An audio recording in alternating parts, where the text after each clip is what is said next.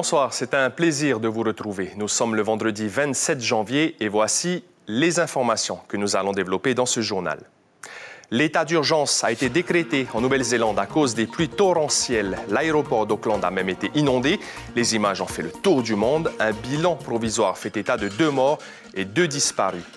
Le dispositif de la prime pouvoir d'achat est pleinement applicable en Polynésie depuis 7 semaines. Cette prime est exonérée de cotisations sociales, mais ce sont les entreprises elles-mêmes qui fixent son montant et les modalités de versement. On vous en dit plus dans un instant. Une rentrée solennelle de la Cour d'appel et du tribunal de première instance un peu particulière ce matin. Après un appel du syndicat de la magistrature et de l'Union syndicale des magistrats, certains ont décidé de ne pas siéger. On évoque une crise profonde au palais de justice de Papeete. Nous en parlerons avec le procureur général près la Cour d'appel, Thomas Pison, qui est notre invité. Et puis pour finir, nous irons à la rencontre de l'association Tous Capables qui existe depuis 1 an. Elle aide les enfants autistes et leurs familles, soit près d'une 50aine de foyers. Merci d'être avec nous. Pour ouvrir cette édition, la Nouvelle-Zélande a été frappée ces dernières heures par des pluies torrentielles. L'état d'urgence a même été décrété. Un bilan provisoire fait état de 2 morts et 2 disparus. L'aéroport d'Auckland inondé a dû être fermé, ce qui a entraîné des perturbations sur les vols. Parmi les passagers, des Polynésiens bloqués ici à Tahiti ou à Auckland. Lucille Guichet, Hubert Liao. Une catastrophe inédite. Cette nuit, la région d'Auckland a fait face à des pluies diluviennes, l'équivalent de 2 mois de précipitations en à peine 15 heures. L'état d'urgence local a été décrété. Dans l'aéroport, de l'eau jusqu'aux chevilles dans certains terminaux. 2000 voyageurs bloqués ont dû dormir sur place, comme ces passagers du vol Auckland-Tahiti. Ils étaient dans l'avion, ils avaient pris leur dîner, ils sont restés, c'est juste, on les a prévenus de la situation à peu près, mais ils attendaient en fait les nouvelles. C'est qu'à 2 heures du matin qu'il y a eu une alerte pour les prévenir en fait de sortir de l'avion. On n'a aucune information en fait. On parle avec nos voisins, on essaie de se renseigner un peu à gauche, à droite, mais on ne sait pas trop non plus, on attend. À Tahiti, l'agence Air New Zealand est submergée. Combien de vols ont été annulés? Juste un. Ça représente combien de passagers? 300 et quelques passagers. Des Polynésiens, des touristes en transit et des mélomanes qui voient du même coup le concert d'Elton John à Auckland annulé. On était un peu déçus peut-être aussi de ne pas partir parce que si là-bas c'est cyclonique ou quoi encore, vaut mieux rester ici et de ne pas avoir plus de problèmes. Ça fait longtemps que vous attendez là? Depuis 8 heures, je me suis dit à 8 heures, je suis la première, mais non, il y avait déjà 30 personnes devant moi. Et la situation évolue d'heure en heure. Tous les vols ont été annulés d'Air New Zealand, les vols en approche ont atterri à Christchurch. Donc aujourd'hui, on n'a pas de visibilité sur un prochain vol. On aimerait bien vous le dire, mais on n'a pas cette information et on ne l'aura sûrement pas avant un moment parce que ça mettra du temps à revenir à la normale. Notre vol de lundi est plein, le vol de vendredi, il nous reste 10 places. J'ai pas vraiment de solution. Le trafic international a repris en fin d'après-midi dans le ciel d'Auckland. Des passagers Air New Zealand sont reprogrammés sur le vol Air Tahiti Nui. Pour toute information, la compagnie conseille de se rendre à l'agence de Papeete lorsque cela est possible.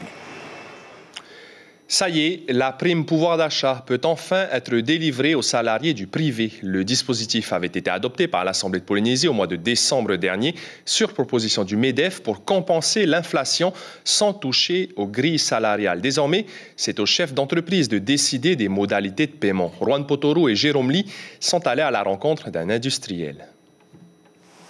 Dans cette société industrielle de 70 salariés, le travail est cadencé par le rythme infernal des machines de production. Il faut être rapide et précis. Ce fut quasiment la même chose pour la décision d'application de la prime de pouvoir d'achat au sein de l'entreprise. Elle sera versée dès la fin de ce mois de janvier, selon une fourchette bien établie pour une enveloppe totale de 5 millions de francs pacifiques. Chez nous, ce qu'on a décidé, c'est de verser on a défini le montant annuel de la prime et on va la verser par quart au début de chaque trimestre, de manière à ce que le salarié, effectivement, ait l'argent et puis qu'il ait un trimestre pour étaler, on va dire, ce gain supplémentaire sur sa consommation dans les magasins. Incitée par le MEDEF depuis juillet 2022, la prime de pouvoir d'achat concerne plusieurs secteurs d'activité. C'est un dispositif exonéré de cotisations sociales et fiscales. Elle permet aux salariés de toucher une somme nette, c'est-à-dire hors paiement des charges sociales, hors CST. Et du côté de l'entreprise, on est exonéré des charges sociales. Il est valable pour l'ensemble de l'année 2023, c'est-à-dire jusqu'au 31 décembre 2023. Aujourd'hui, il vient traiter des événements de l'inflation de 8,5% constatée aujourd'hui, donc il traite l'urgence. Et on verra ce qui se passe, on verra comment va évoluer l'inflation. On imagine, on espère en tout cas qu'il va y avoir un ralentissement de l'augmentation des coûts et on aura largement le temps d'ici la fin de l'année d'en rediscuter si c'était nécessaire. Cette prime ne concerne pas les personnes qui touchent le SMIC puisqu'une revalorisation de 2,44% a été effectuée en octobre dernier. Par contre, la prime versée ne doit pas dépasser 2 fois la valeur du salaire minimum, soit environ 338 000 francs. C'était une rentrée solennelle de la Cour d'appel et du tribunal de première instance, un peu crispée ce matin au palais de justice de Papeete. Certains magistrats étaient absents, ce qui est peu courant, et cela après un appel du syndicat de la magistrature et de l'Union syndicale des magistrats à ne pas siéger aux audiences solennelles de rentrée. Chiquita Teiva, Teva Levra. Une dizaine de juges absents, c'est la réponse du syndicat des magistrats en soutien à l'un de leurs collègues qui a été la cible d'une enquête pénale ordonnée par le parquet de Papeete. Mais pas de quoi perturber l'audience solennelle dirigée par Thierry Paul qui dresse un bilan positif. On s'est montré plus efficace cette année grâce au travail des magistrats, des greffiers aussi, et à une réorganisation. Donc oui, j'ai eu le plaisir d'annoncer qu'on avait réduit nos délais. C'est-à-dire qu'un justiciable qui a une affaire en appel, eh bien, en moyenne, il aura son arrêt 3 mois plus tôt qu'avant. Outre les bons chiffres de 2021 et 2022, parmi les projets du tribunal de Papeete, la création d'une section détachée pour les Tuamotu-Gambier qui représente 10% de la population polynésienne. Ça m'a choqué que dans ces archipels, Austral, Tuamotu-Gambier, il y ait un juge qui passe, un juge forain, mais seulement une fois tous les ans ou tous les 2 ans. C'est pas normal, très clairement, parce que tous les citoyens doivent être égaux devant la justice. Ça va effectivement apporter une résolution plus rapide de certaines difficultés de nos familles des Tuamotu en matière foncière ou ne serait-ce que pour les affaires civiles. Et c'est ce qui est attendu, c'est un traitement plus rapide de nos dossiers.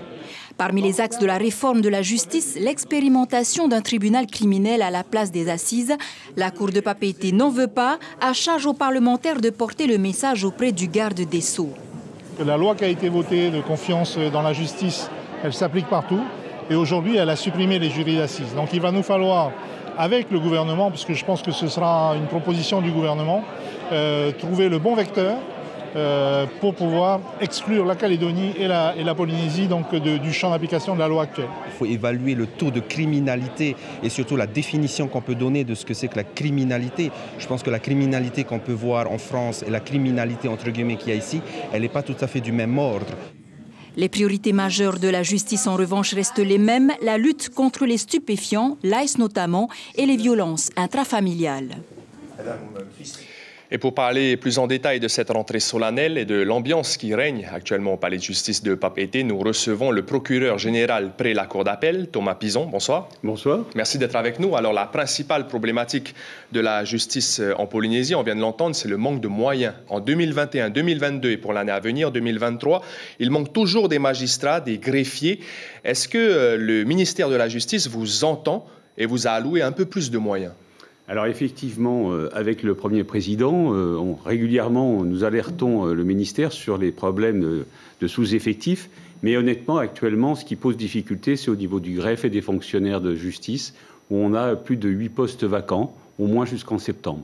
Donc là, ça crée effectivement une vraie pression pour les autres qui doivent faire le travail. 8 postes vacants, 2 fonctionnaires et 2 greffiers confondus ? Tout à fait. D'accord. Donc, dans certains services, ce manque de moyens entraîne des difficultés, notamment au niveau du registre du commerce et des sociétés, le RCS. Seulement 2 personnes, alors qu'il en faudrait une dizaine. On se retrouve aujourd'hui avec des situations d'urgence pour ce service en particulier. C'est un très bon exemple que vous prenez. C'est un service où, normalement, compte tenu de l'activité, il faudrait 11 agents. Il n'y en a que 2. Ils travaillent d'arrache-pied, ils sont épuisés. Mais pour des raisons de sous-effectifs, on ne peut pas pour l'instant mettre plus de personnes sur ce service. Et comment expliquer cela? C'est quand même 10 personnes de différence quasiment. Tout à fait. C'est bien pour ça qu'on régulièrement on fait des demandes. Mais encore une fois, les moyens ne sont pas extensibles. Mais sachez que par rapport aux cris d'alerte et aux cris d'alarme que nous avons poussés, je pense qu'assez rapidement, nous devrons voir arriver des renforts, au moins jusqu'au basculement du RCS au niveau du pays ou d'un greffe privé. Parce qu'on parle vraiment de souffrance au travail, ce sont les mots justement utilisés dans la communication des syndicats des magistrats et l'Union syndicale des magistrats. Vous pensez vraiment qu'il y a souffrance au travail? Alors ce ne sont pas des syndicats, c'est quelques syndicats déjà, et puis surtout la souffrance au travail, je la trouve moi surtout chez les agents et le greffe par rapport à ce sous-effectif qui pose et qui met une pression sur les autres collègues qui doivent travailler. Pour les magistrats, ça a été dit ce matin, il y a aussi des postes vacants. On espère qu'en septembre, à nouveau, nous trouvions à peu près tout le monde à son poste. Mais encore une fois, il y a une période compliquée et on peut comprendre que pour certains, c'est un peu difficile. Certains magistrats ont boycotté la séance solennelle ce matin. Ça vous fait ni chaud ni froid? Oh, c'est pas ça le sujet, c'est une action syndicale. Et vous comprendrez bien que je ne vais pas faire de commentaires sur une action syndicale. L'action syndicale est libre, les syndicats peuvent s'exprimer. Je prends acte, voilà. Mais vous êtes pointé du doigt, on parle d'immixtion, d'intervention du procureur général. Est-ce que vous la respectez, l'indépendance des magistrats du siège? Ah oui, oui, complètement. Oui, je crois que c'est toutes mes fonctions, parce que au-delà de ces querelles, ce qu'il ne faut jamais oublier, c'est le travail que nous faisons, et notamment pour les justiciables. Et je crois que ce matin, on a montré qu'il y a eu beaucoup de projets qui sont arrivés à leur terme et beaucoup de projets en cours. Notamment, on a parlé de la section détachée, les atteintes à l'environnement où nous faisons avec le président du pays une grande journée de formation le 20 février. Alors, on peut effectivement dire beaucoup de choses, mais moi, vraiment, en tant que procureur général, mon travail, c'est le bon fonctionnement du service public de la justice pour le parquet et l'application de la loi. Donc c'est ça ma mission. Les états d'âme des uns et des autres, ça ne vous intéresse pas? C'est pas que ça m'intéresse pas, mais ce n'est pas dans ma mission. Je les entends, je les écoute, et on travaille avec le Premier président là-dessus. Mais encore une fois, je crois que ces problèmes qui nous regardent d'une manière très interne, je ne suis pas sûr intéressent toute la Polynésie. Je ne suis pas sûr, par exemple, dans votre rédaction, s'il devait y avoir quelquefois un peu des frictions, que ça intéresse tout le monde. Donc, encore une fois, on les entend, on les écoute. Ça ne me laisse pas indifférent, bien évidemment. Mais, encore une fois, mon objectif, c'est la bonne marche de la justice, parce qu'il ne faut jamais oublier que nous rendons la justice au nom du peuple. Monsieur Pizan, parlons d'un sujet qui vous tient à cœur, c'est la lutte contre le trafic de stupéfiants. L'OFAST, l'Office anti-stupéfiants, l'antenne locale, concentre son action sur l'ICE, les connexions entre la Polynésie et les États-Unis, sur les routes vers l'Australie. Il y a aussi la cocaïne, les voiliers qui font des stops au Fénois. On en entend moins parler, mais est-ce que la lutte se renforce, tout comme la collaboration avec les autres pays? Bien sûr que la lutte se renforce, et quand on voit le rôle des audiences correctionnelles, on voit bien que malheureusement il y a encore beaucoup de dossiers de trafic d'ICE qui passent notamment en comparution immédiate. Ce colloque que nous avons tenu en novembre 2022 avec nos partenaires et nos voisins du Pacifique ont pu resserrer les liens pour cette lutte. Parce que comme je l'ai dit ce matin, cette lutte, on ne peut pas travailler chacun dans son couloir. Il faut travailler tous les services avec l'État, le pays et l'autorité judiciaire, mais bien évidemment avec les services, les pays qui nous entourent, et notamment les États-Unis, pour des raisons évidentes en termes de renseignement. Une dernière question, un sujet, l'Office central de lutte contre les atteintes à l'environnement qui a été créé en octobre en Polynésie. Une première réunion va se tenir le mois prochain. Quelle est l'ambition de cet office? L'ambition de cet office, vous le savez, la Polynésie, on doit protéger son environnement. Parce que par rapport au tourisme et par rapport, j'allais dire, à l'image que la Polynésie peut donner dans le monde, il faut absolument faire attention à la qualité de l'eau, éviter les pollutions, le braconnage. Donc cet office est là pour ce travail-là. Et le 20 février, avec le président du pays, nous organisons pour la première fois une conférence sur ce thème pour faire l'état des lieux, savoir qui travaille, dans quel service, quelles sont les compétences de chacun et les perspectives. L'idée, c'est de tracer une route, là aussi, pour améliorer l'environnement et notamment ces problèmes de pollution que nous voyons quelquefois. Question très courte, réponse très courte. Cet office s'occupera par exemple des bateaux échoués, du braconnage des espèces animales. Exactement, par exemple. entre autres, tout à fait. Un large spectre. Merci beaucoup Thomas Pizan, procureur général près la Cour d'appel. Nous retiendrons donc qu'il manque 8 fonctionnaires et greffiers au palais de justice pour que l'activité se tienne correctement. Merci beaucoup. Merci de votre invitation. La pose du premier pieu de la future ferme solaire de Mahana Ohiupe à Travo a eu lieu cet après-midi en présence de plusieurs hommes d'affaires et du maire de Taiarapu-Est. La production doit répondre aux besoins en électricité de près de 400 foyers. Le chantier doit durer 2 ans pour un total d'investissement de plus de 2 milliards de francs. Elle souffle sa première bougie. L'association Tous Capables existe depuis 1 an et elle aide ainsi une 50aine de familles avec des enfants atteints d'autisme. Le local associatif est un lieu de partage. Il accueille des spécialistes dont l'expérience change beaucoup de choses dans la vie quotidienne des parents et des enfants autistes. Stéphane Ratino, Marcel Bonneau. Si Enzo, 8 ans, ne fait pas de phrases avec des mots, l'alignement des images indique clairement un langage, un autre langage. L'autisme n'est pas un frein à la connaissance. Dans les locaux de l'association Capable, tout un accompagnement professionnel. Super, Enzo veut manger un bonbon. C'est le dessin d'horizon pour les enfants. Le but, prendre le large, à l'image de Rémi, 22 ans, en licence informatique. Le jeune homme vient de vivre en immersion dans une entreprise. Avec d'autres collègues, il a participé à la création d'une application relative aux billets de bateau, une compétence, un savoir-être, un parcours et au final, une véritable plus-value. Et justement, je vois cet autisme comme un avantage, puisque ça me permet du coup d'avoir une meilleure mémoire, j'apprends plus rapidement des choses. Et le fait d'avoir partagé pendant des mois avec des collègues, ça aussi, ça a été une source de richesse pour l'informaticien que tu vas être. Oui, d'apprendre des autres, ça c'était très important. Se donner la main, ne rien lâcher, car ensemble le chemin se fait plus court, plus imagé, plus coloré. Les murs témoignent de cette joie. C'est la volonté de Sébastien. Il est à l'origine de l'association. Elle fonctionne comme un foyer de jour où les familles et les enfants peuvent prendre un moment de pause, être accompagnés, partagés. L'intervention de professionnels expérimentés agit aussi comme une possibilité d'émancipation.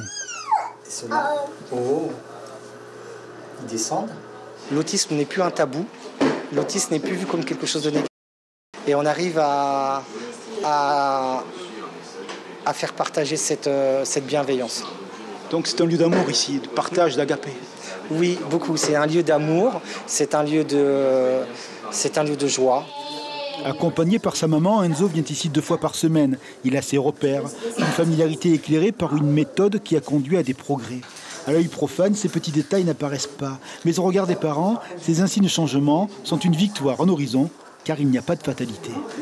C'est une chance qu'on ait Nathalie pour nous. Et financièrement, là bien, c'est pas dans nos budgets et tout. Et à l'association, du coup, ça nous permet à nous, aux parents défavorisés, de pouvoir bénéficier d'une aide précieuse.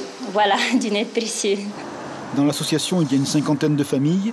Le chemin, lui, se fait en aimant, tous capables de croquer pleinement la vie.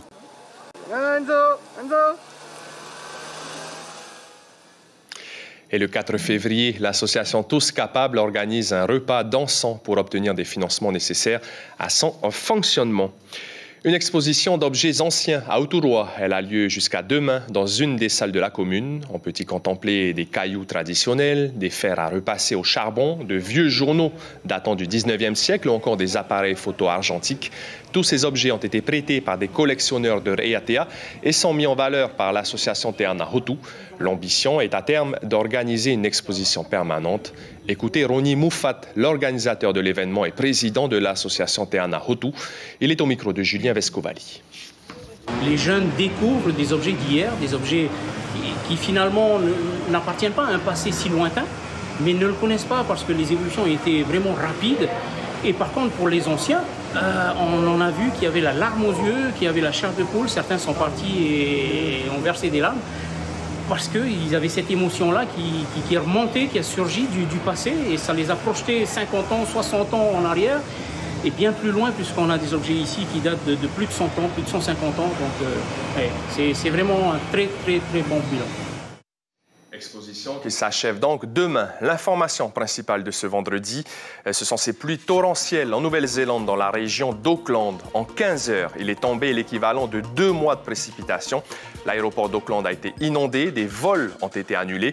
L'état d'urgence a été décrété. Un bilan provisoire fait état de 2 morts et 2 disparus. Dans votre petit écran ce soir sur Polynésie la Première, 2 épisodes de votre série River, juste après ce journal.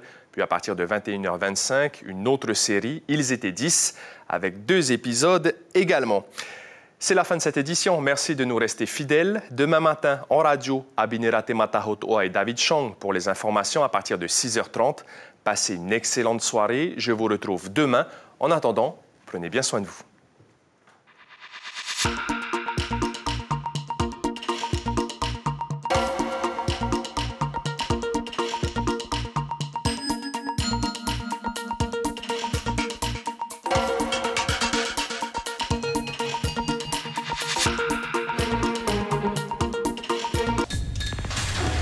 L'information en continu sur Polynésie la Première, Internet et réseaux sociaux.